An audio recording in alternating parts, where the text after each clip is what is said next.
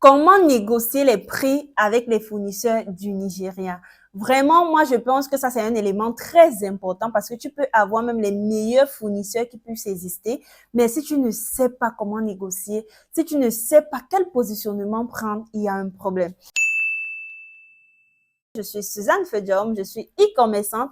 Au quotidien, je vous accompagne à vous lancer de façon stratégique, structurée et surtout rentable votre activité e-commerce. Dans le cadre de cette vidéo, on parlera de comment négocier les prix parce que la façon dont on négocie ici, c'est pas la même chose et comment ça se passe là-bas. C'est ce que j'appelle très souvent au niveau des formations, comprendre les us et coutumes du pays avec lequel tu veux travailler parce que c'est très important. C'est toutes ces informations-là qui te permettront de négocier les prix.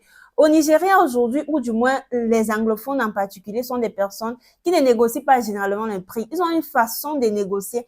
Ils ne sont pas comme nous, comme on te dit 5 000, tu dis que j'ai 1 500, j'ai 2 500, j'ai 3 000, j'ai 4 000. Non, non, non et non, ne fais plus jamais ça parce que le fournisseur risque même de te bloquer. Pour celles qui sont déjà passées par là, dites-le moi simplement en commentaire. Donc, pour revenir avec l'astuce que je vous donne dans cette vidéo, la première des choses que vous avez à faire, c'est simplement d'écrire avec un certain dialecte au niveau du fournisseur. Si c'est une femme, vous dites hello ma. Si c'est un homme, vous allez dire hello dear. Donc, trouvez, en fait, il y a ces petites stratégies-là qu'on utilise. Donc, une fois que tu dis ça, ou alors une fois que tu écris comme ça, il ressent en fait que c'est quelqu'un, même si c'est un numéro étranger, c'est quelqu'un qui comprend un peu, vous voyez. C'est la même chose comme vous. Si je viens vous parler en langue maternelle pour acheter quelque chose, vous serez vraiment très ouvert à la négociation, contrairement à une personne qui va d'abord venir vous parler ou un français que vous ne comprenez pas réellement. Nous sommes d'accord là-dessus.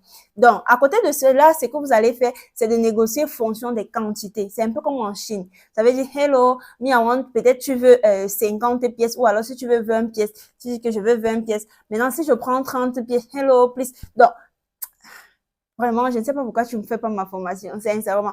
Donc, pour dire que la négociation, en fait, c'est tout un art. Et ce que vous devriez retenir avec le Nigeria, parce que je ne vais pas être long, pour négocier avec les fournisseurs du côté du Nigeria, basez-vous sur des quantités. Vous pouvez demander 20 pièces, vous demandez 40, et si je prends 60 et autres, c'est comme ça.